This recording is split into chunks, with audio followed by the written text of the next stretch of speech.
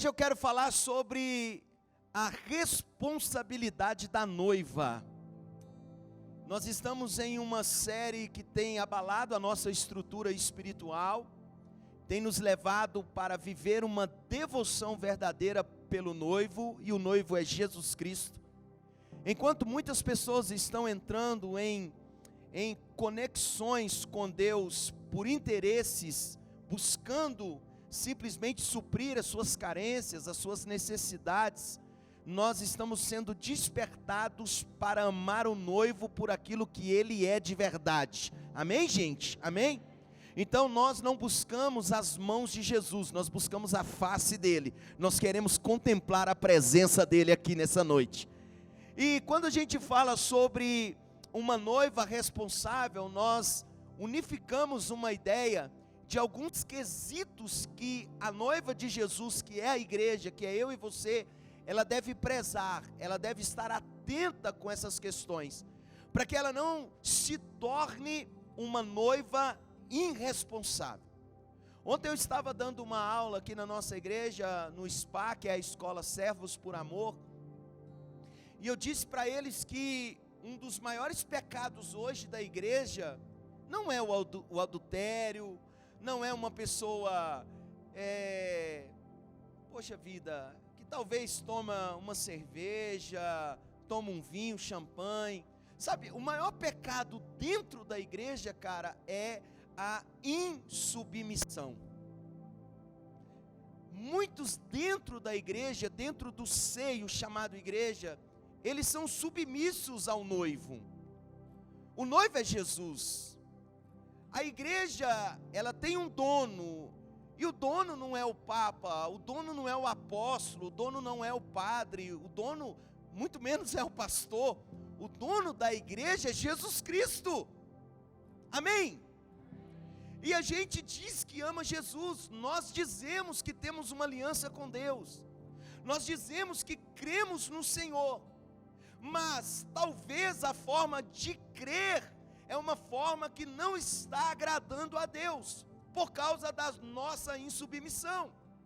Então nós, como um bom brasileiro, sempre tentamos burlar os sistemas. E aí a gente conhece a palavra de Deus e a gente tenta burlar algumas questões bíblicas.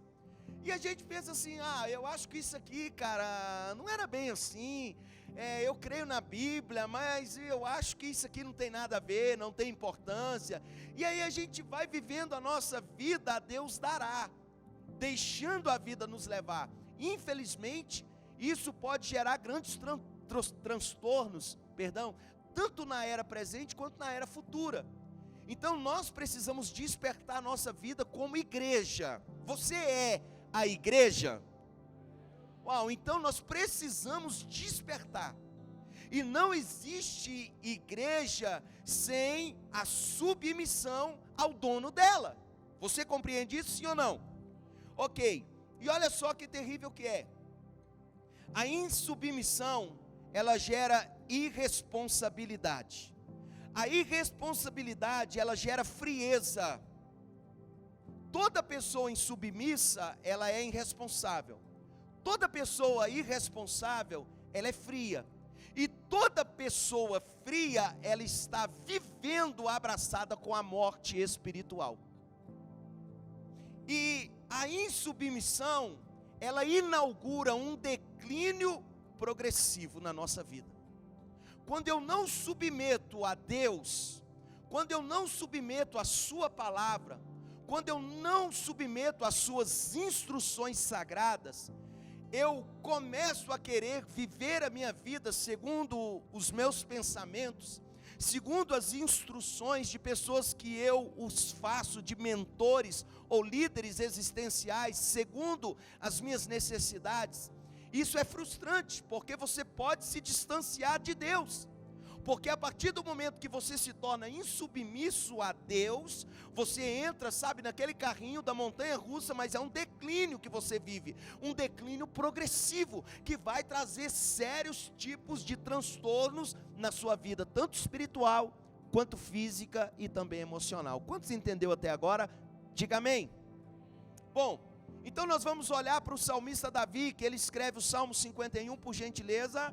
Salmo 51, versículo 10.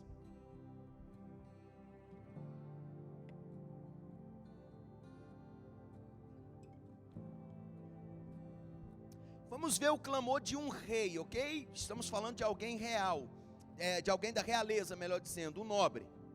Salmo 51, 10. Cria em mim um coração, o quê? Ó Deus, e renova dentro de mim um espírito estável, um espírito que não é levado pelo vento, um espírito que permanece firmado na rocha, um espírito que não é contaminado, influenciado pelas palavras das pessoas que não creem em ti. Então, renova em mim. Olha o que é a oração de um rei. Ele está pedindo para que o seu espírito fosse renovado e manter-se estabilizado. Uau. Versículo 11. Não me expulses da tua presença, e não retires de mim o teu Santo Espírito. Versículo 12. Devolva-me a alegria da tua, e sustenta-me com um espírito pronto a quê? A obedecer. Um rei que não tem que se submeter a ninguém, que é o todo-poderoso de uma nação, ele humildemente faz uma oração ao todo-poderoso de toda a terra, dizendo que necessita ter um espírito pronto para ser submisso a Deus. Uau! Porque Davi estava entendendo, e o Salmo 51 é um salmo de desespero da sua alma, é um grito querendo voltar para Deus. Ele compreende que ele estava vivendo uma insubmissão, que ele estava vivendo longe do seu amado. E a gente vai vivendo longe de Deus, cara. E nós conseguimos viver distante da presença dEle, porque nós entramos nessa via de fato chamada insubmissão, e nos tornamos uma noiva insubordinada, que não se prostra, que não se rende a Deus, que não obedece a sua voz, que não acredita no seu amor, e caminhamos a passos largos para uma estagnação espiritual. E muitos de fato não têm mais aquela alegria de cultuar a Deus. Muitos perderam o seu amor por Jesus. Muitos perderam o seu amor pela palavra de Deus. A Bíblia talvez na casa de alguns se tornou simplesmente um amuleto da sorte, para espantar os mal-olhados. Sabe, a Bíblia está lá aberta como um enfeite da casa. Ela não é mais a palavra do amado, sabe, um cântico poético e profético na vida da igreja, na vida da noiva. Eu quero despertar você, pois uma noiva irresponsável nunca será uma noiva digna de estar na presença do noivo. Nenhum noivo, falando agora de nós, seres humanos, vamos falar num plano físico, nenhum noivo gostaria de casar com uma noiva irresponsável. E por que Jesus merece uma igreja? Por que Jesus merece um pastor irresponsável? Há pouco tempo atrás Deus nos despertou, e eu trouxe isso para a igreja, que Deus merece, sabe, filhos melhores, e Jesus merece irmãos melhores. Então se eu digo que eu amo a Deus, se eu digo que creio em Deus, cara, existe algumas diretrizes a serem seguidas. E a própria palavra diz que os mandamentos do Senhor, se você tem medo de se submeter a Ele, porque você acha que é difícil, a Bíblia diz que os mandamentos do Senhor não é pesados. Uau! O próprio Cristo disse: vinde a mim todos que estão cansados, sobrecarregados, eu vou te aliviar. Então, quando nós nos aproximamos do noivo, ele arranca o fardo pesado e ele coloca agora um fardo leve sobre os nossos ombros. Você pode aplaudir Jesus por isso?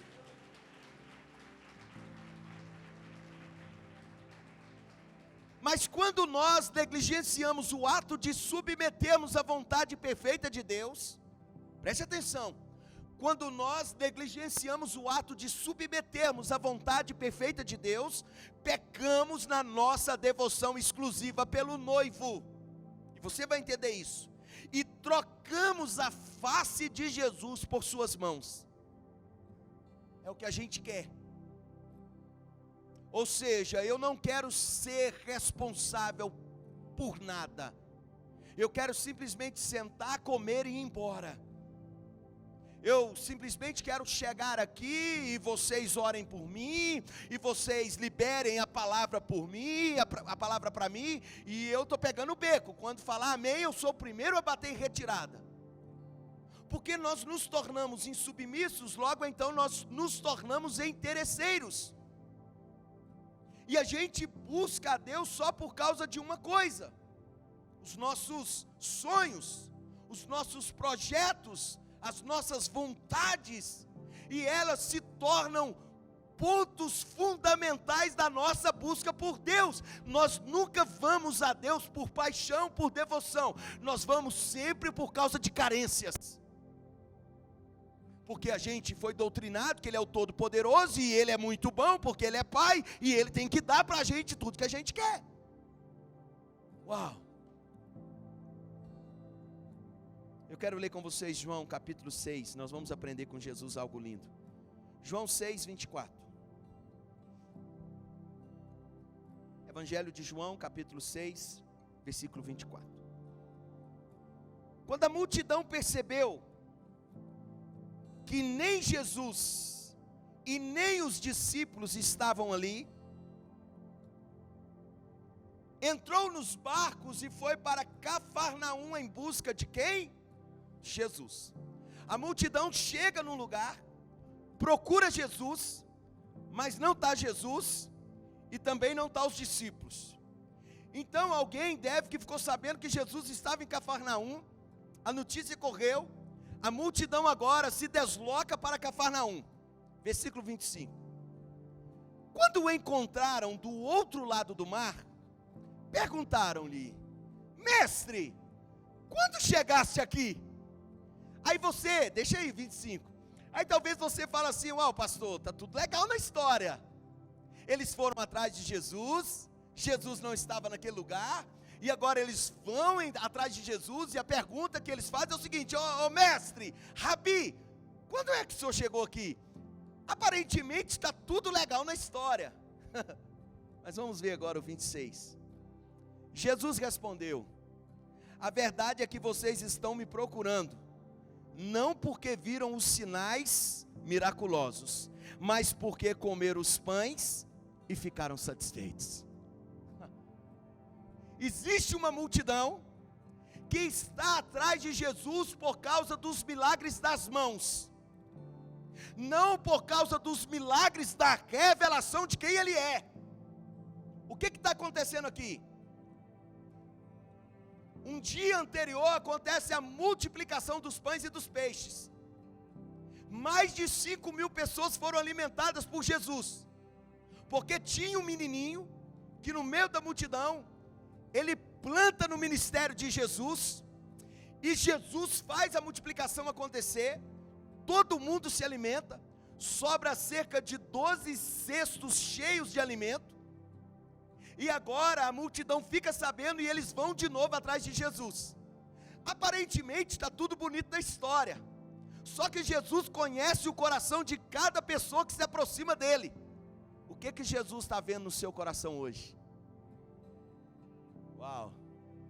O que Jesus está vendo no meu coração hoje?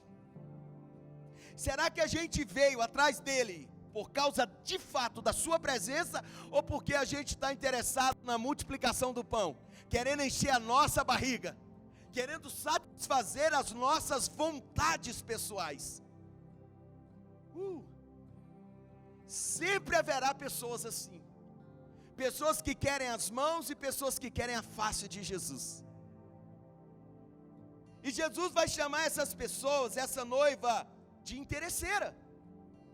Você está vindo atrás de mim porque você está esperando ter pão para você comer. Você de fato não queria a minha presença. De fato você não queria se sentar para ouvir o meu sermão. Você não queria ouvir as minhas instruções.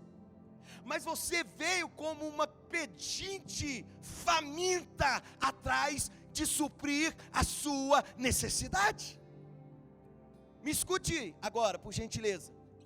Os milagres até podem atrair as multidões, mas é a presença que as faz permanecer. A multidão dos pães de ontem era uma, a multidão dos pães de hoje é outra. Essa multidão é atraída por aquilo que acontece, mas os discípulos, a noiva apaixonada, permanece por aquilo que ele é. E aqui está a diferença. E aqui está a diferença. Verdadeiros discípulos, escute, se você de fato é a igreja, você é fundamentado e ativado pela presença do noivo. Jesus é o seguinte: tudo bem, se o Senhor quiser curar, se o Senhor quiser ressuscitar, se o Senhor quiser multiplicar, amém, amém, amém. Mas uma coisa é fato: não nos deixe sair daqui sem a sua presença manifestar. Porque o que é mais importante é a presença dEle. Porque quando a gente olha a nação de Israel, que sai do Egito, depois de 450 anos como escrava, foi a geração que mais viveu milagres extraordinários. Todo tipo de milagre, só para você ficar meio louco aí na cadeira. Conforme as crianças cresciam, as roupas cresciam nos seus corpos. O calçado crescia conforme a forma dos pés das crianças. Mas era a geração de milagres, mas não era a geração da presença. Porque quando acabava o milagre, no outro dia eles estavam se voltando para outros deuses. Mas havia no meio daquela multidão um homem chamado Moisés. Ele não fazia parte da geração de milagres, ele fazia parte da geração da presença dele. Por isso que ele saía do meio da multidão e sozinho subia o monte para estar com a presença de Deus. Ei, você quer a presença de Deus? Quem quer a presença de Deus? Tem hora que você vai ter que largar a multidão. Tem hora que você vai ter que ir para o secreto. O próprio Jesus diz: cara, quando você for orar, entra no secreto, sai do meio da multidão, vai para um lugarzinho fechado, porque eu vou estar contigo, eu vou me revelar a você. Porque no meio da multidão há muitos interesses, no meio da multidão há muitas questões. Por isso que é um pouco difícil Deus se manifestar no meio da congregação na atualidade. Porque muitos que vêm para a igreja não conseguem se desligar das suas questões. Ele está no culto, mas ele está preocupado com tudo lá fora. Cristo até está louco para se manifestar a ele, mas ele não consegue ter um olhar focal, um olhar focado na presença dele.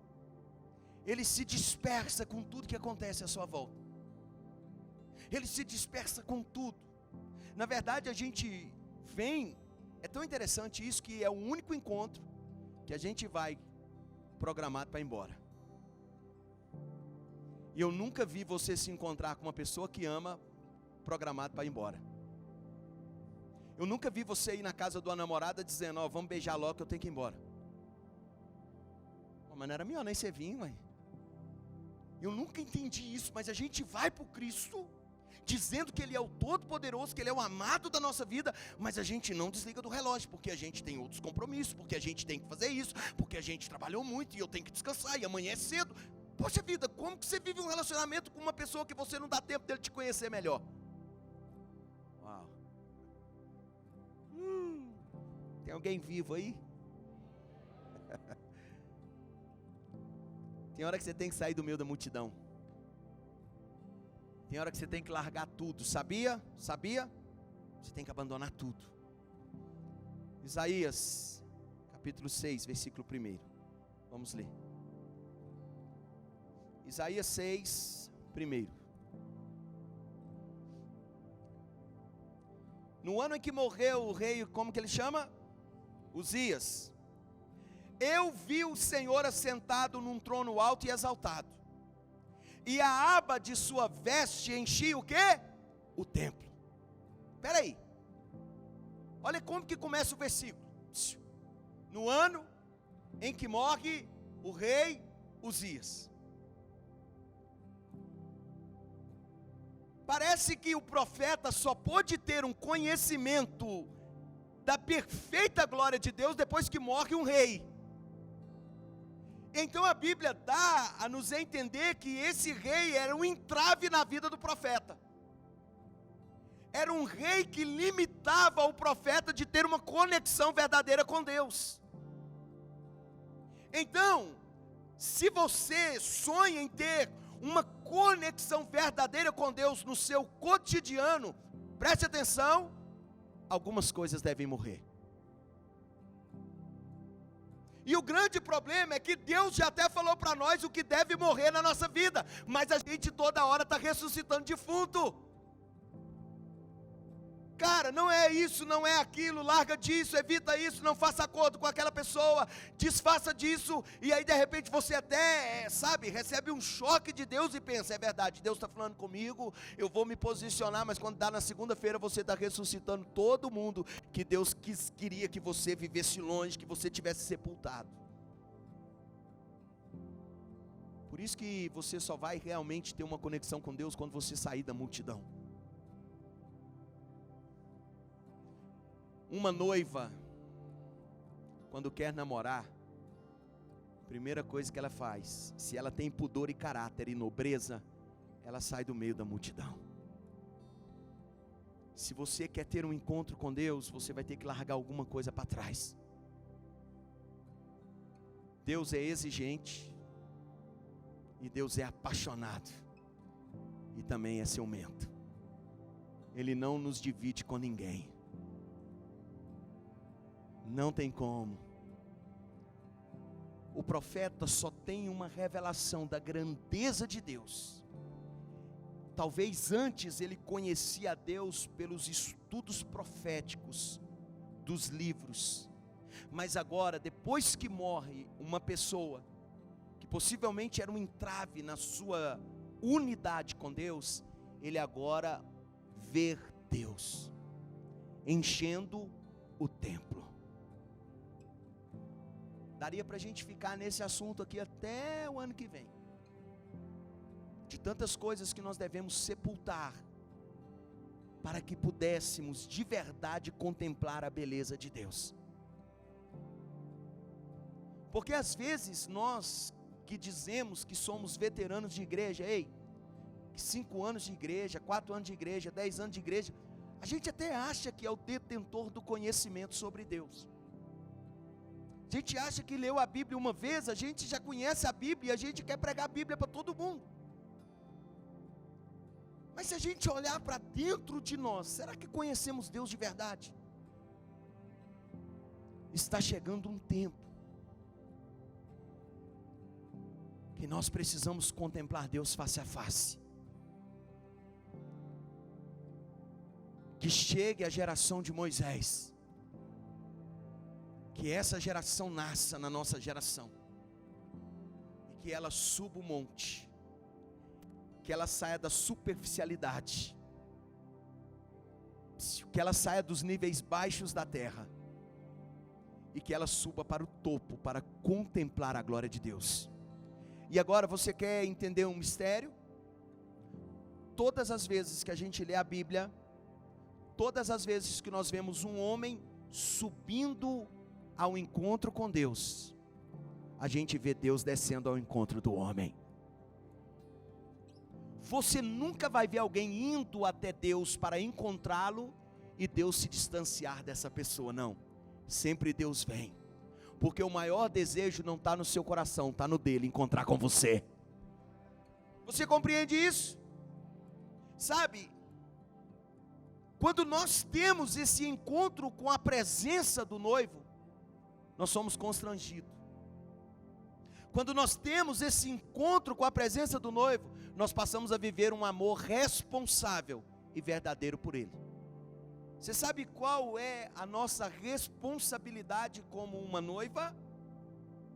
Buscar a presença de Deus. Vamos para Salmos, capítulo 119, versículo 10. Salmo 119, 10. Eu te busco de todo o meu coração. Não permitas que eu me desvie dos teus mandamentos. Eu estou te buscando de todo o meu coração.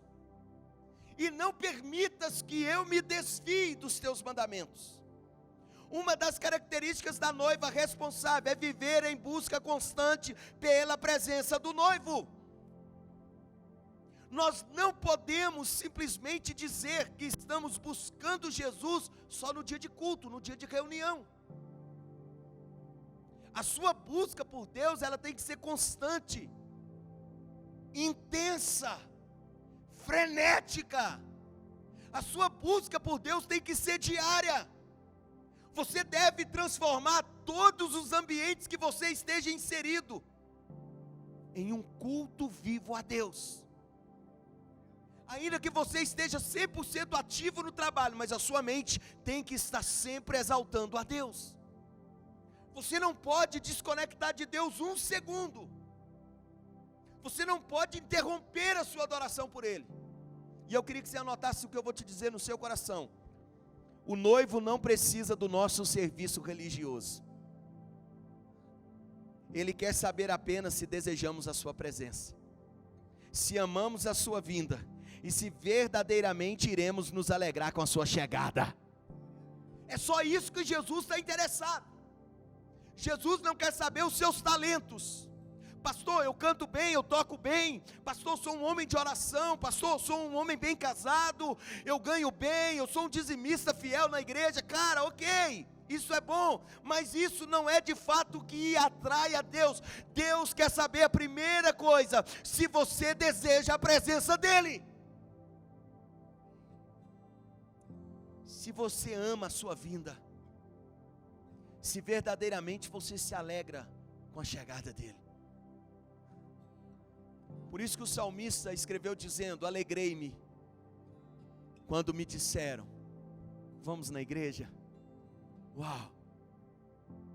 Saber que tem culto em um determinado dia alegra o seu coração? Saber que existe uma reunião congregacional, aonde vai ter muita gente unificada, adorando a Deus, alegra o seu coração? Aqui está a chave. E eu quero ler com vocês Jeremias 29, 13, vamos ler isso. Profeta Jeremias 29, 13. Vocês me procurarão e me acharão, quando me procurarem de todo o coração. Vocês vão me procurar e só vão me achar quando me procurarem de todo o coração. Uma noiva apaixonada, ela conta os segundos para estar com seu amado.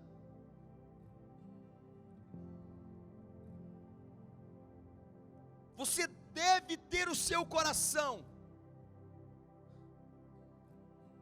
totalmente voltado para a devoção por Jesus. Tommy Tenney diz o seguinte: Deus está procurando uma noiva e não uma namorada. Ele quer alguém que permaneça com Ele. Ele não quer alguém que seja apenas interesseira ou seja uma pessoa de momento. Porque o verdadeiro namoro não é namorido, é namoro. Porque hoje em dia as pessoas não namoram mais, as pessoas já se tornam namorido. é um namoro com forma de marido. Pode tudo, vale tudo, tamo junto e etc. E o negócio corre frouxo. E amanhã tchau e benção pra você, beleza? Não tem nada, foi só uma curtição. Amanhã eu vou namorido com outra e por aí vai. Não era aquele namoro de cortejo, de conhecer a pessoa, de conhecer a família, de amar com caráter, com nobreza. Sabe, depois do namoro vinha o noivado, depois do noivado vinha o casamento, sabe, parece que a gente não vê isso mais hoje. Hoje é um ajuntamento de pessoas, e já vão com a mentalidade, se não der certo, amanhã a gente se larga, tchau pra você, e etc. Hoje as pessoas olham para alguém e acham que já é o príncipe encantado, aí já vai morar, já monta no cavalo, monta no alazão, cavalga pela floresta. Aí depois que vai para o castelo, descobre que não é castelo, que tudo é fake. O príncipe não é príncipe, o príncipe é um moché. Aí depois sobra para o bendito pastor. Cara do céu, me esqueça. Me esqueça nesse dia aí, mano. Me esquece, velho. Pelo amor de Deus, não liga para mim não, mano. Não liga para mim. Por favor. Deixei eu com a pastora tentar fazer o jansim. A pessoa entra num barco furado, tá todo mundo vendo. O barco afunda, pastor. Aí vem com a cara de Madalena. Conhece cara de Madalena? Desculpe se tem Madalena na igreja. Meu pai dizia que cara de Madalena é triste, irmão. É a Madalena arrependida. Vem todo, sabe, com a carinha de bom moço, parecendo que não é, não, pastor, e tal. Não, irmão, pelo amor de Deus, esquece eu. Vai num pastor Mateus. Vai nele, ele tá com a camisa do super-homem, irmão, ele aguenta tudo. Peito de aço, aguenta tudo, aguenta tudo. Olha só. Relacionamento sem compromisso não tem durabilidade, muito menos garantia de amor. Então Deus não está atrás de uma namorada, Deus está atrás de uma noiva. Porque a vontade de Deus é de se casar com a igreja. A vontade de Deus é ter uma fusão com a igreja. E o próprio Jesus fez uma promessa: eu vou voltar, e aonde eu estiver eu vou levar vocês para estarem comigo. Esse é o sonho de quem ama. É de ter uma pessoa ao seu lado até o final da vida. Eu já até orei pro dia que eu morrer, tem que ser junto com a pastora. No mesmo dia, na mesma hora, no mesmo local, já era, cheque mate, pá. Vocês fazem um negócio top, não me leva para Bom Pastor, é dentro da Galileu, o funeral. Já era. Sabe? Mas as pessoas não querem ter esse relacionamento de fato. Verdadeiro, eterno, que suporte as crises, que suporte as adversidades. E, sabe, se a gente diz que é a noiva de Jesus, Ele quer que a gente seja uma noiva do jeito certo. E eu vou ler para vocês daqui a pouco isso. 2 Crônicas, capítulo 15, versículo 1 e 2. Quantos estão comigo? Estão entendendo tudo? Amém. Glória a Deus. 2 Crônicas 15, 1. O Espírito de Deus veio sobre o profeta Azarias, filho de Obed. Versículo 2.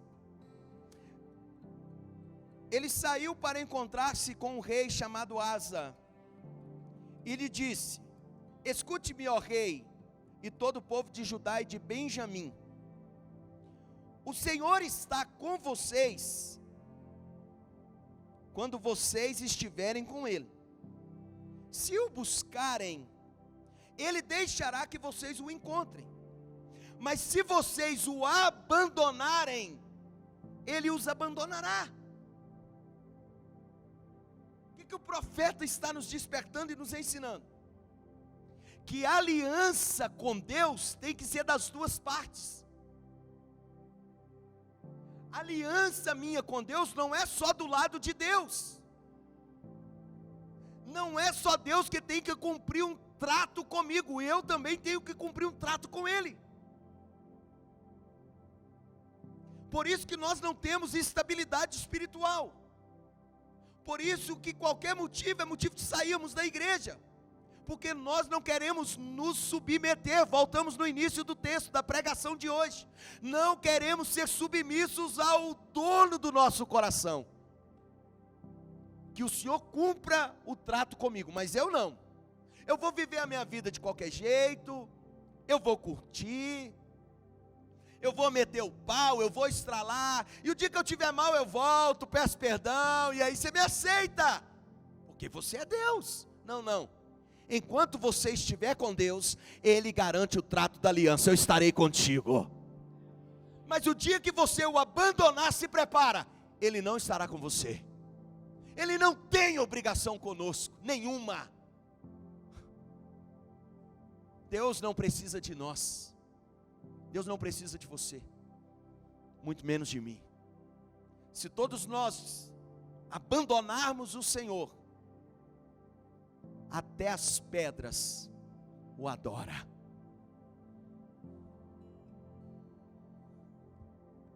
Sabe, o noivo deseja um relacionamento sério, e um relacionamento permeado por votos.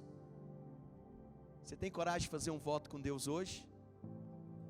Um voto de amor? Um voto que vai do seu coração? Você tem coragem de fazer algo por Jesus que você nunca fez até hoje na sua vida? Você tem coragem de fazer alguma coisa por Deus que você nunca fez, uma loucura por Deus? Porque eu garanto que você já fez loucura por muitas pessoas na sua vida e não teve nenhum retorno até hoje. Deu o seu coração, abriu sua casa, deu o cartão, deu a chave do carro. Você deixou pessoas entrar na sua vida e você fez loucuras sem nem conhecer a pessoa. Mas peraí, você teria coragem de fazer uma loucura por Deus? Porque Deus fez uma loucura por nós. Deus entregou o seu filho. Ele entregou o que ele mais tinha de precioso no céu, o seu único filho, para morrer por uma humanidade cheia de pecado e cheia de defeito. Não foi nem para morrer por uma pessoa boa, porque se fosse para morrer por alguém bom, talvez alguém teria coragem de morrer por alguém bom. Mas peraí, morrer pelos injustos, só Jesus mesmo. Ele fez uma loucura por nós. Será que você teria coragem de fazer uma loucura por Ele? Se hoje você pudesse provar, escute isso. Se hoje você pudesse provar, me escute, o seu amor por Jesus, o que você teria coragem de fazer? Porque quando a gente vê alguma reportagem internacional de um cristão sendo degolado por um religioso extremista, nós vemos ele provar o amor por Jesus. Pô, se Jesus morreu por mim, cara, eu morro por ele também, mata logo aí. Como diz Paulo, se eu morrer é lucro, eu vou encontrar com ele, vamos que vamos. Cara, mas nós o negamos sem ter uma faca no pescoço. Nós negamos Jesus por coisas banais. Muitos estão vivendo a falsa busca pelo noivo. E para mim aqui é um dos versículos que mais me quebrou. Mateus 15:8, vamos ler?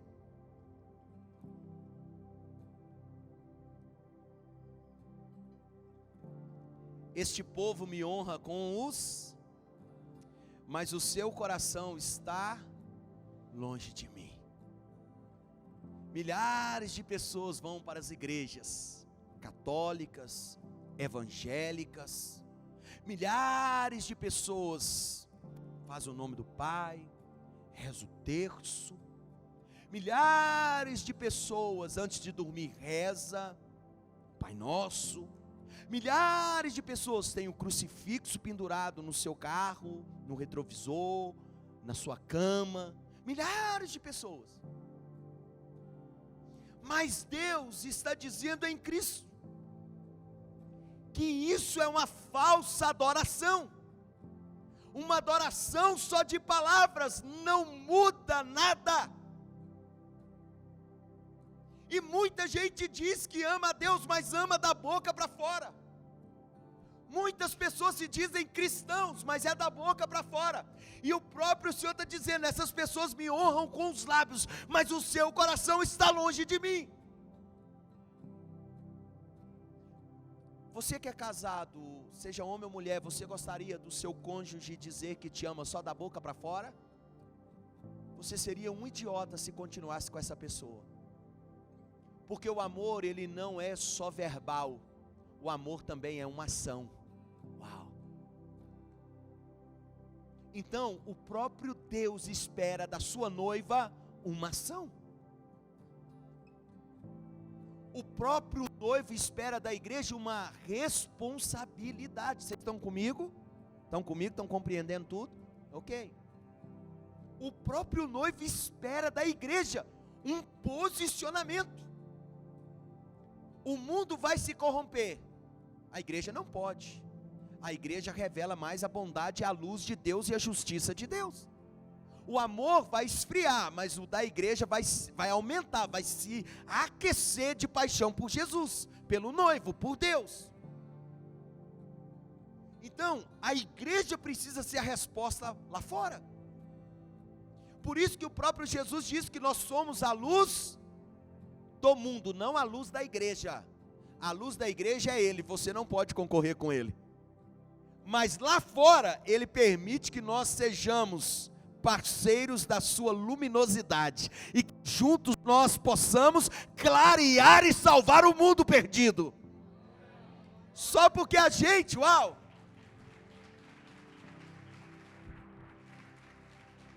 Só porque a gente quer clarear dentro da igreja. A gente quer ter um bom culto dentro da igreja. Nós usamos a Bíblia dentro da igreja. Nós adoramos Jesus dentro da igreja. Não, não, não e não. Ele diz que nós somos a luz do mundo e o sal da terra. Uau! Nós precisamos afetar pessoas quando chega perto da gente. Pessoas, quando olhar para você, tem que ver Jesus na sua vida, tem que ver Jesus nas suas ações, não só nas suas palavras. Mahatma Gandhi diz o seguinte: a forma que vocês falam do Cristo é bonita, mas a forma que vocês o vivem é ruim. Somos relaxados quando o assunto é Deus, mas quando a gente vê um muçulmano, 3 vezes ao dia ele para tudo, ele interrompe tudo para orar, e ele se direciona em direção a Meca. Ele sabe aonde está Meca, e ele se prostra. Ele não quer saber se está vendendo, se está tendo lucro, ele não quer saber se a sua loja tem cliente, porque também ninguém é louco de roubar deles, você já sabe, né? Está nem aí, eles querem adorar o seu Deus. Mas a gente consegue passar um dia sem orar, 2 dias, 3, uma semana, um mês, um ano, nós conseguimos. E quando a gente vai orar, as nossas petições são listas de compras, não cartas poéticas de amor. Uau! O noivo quer encontrar uma noiva de coração sincero, íntegro, que o deseje verdadeiramente, que o ame de forma incondicional, que tenha uma devoção exclusiva a Ele. Quando ele encontrar essa noiva, quando ele encontrar uma noiva de coração devotado, quando ele encontrar uma noiva que o ame de verdade, escute isso, quando ele encontrar alguém que o deseje verdadeiramente, quando ele encontrar uma igreja que está com o coração embrasado de amor por ele, uau, vai acontecer isso aqui. Êxodo 19:5, eu finalizo agora. Êxodo 19:5. Agora, se vocês me obedecerem o quê? Fielmente, e guardarem a minha aliança. Espere. Se vocês me obedecerem fielmente e guardarem a minha aliança, vocês serão o meu tesouro pessoal.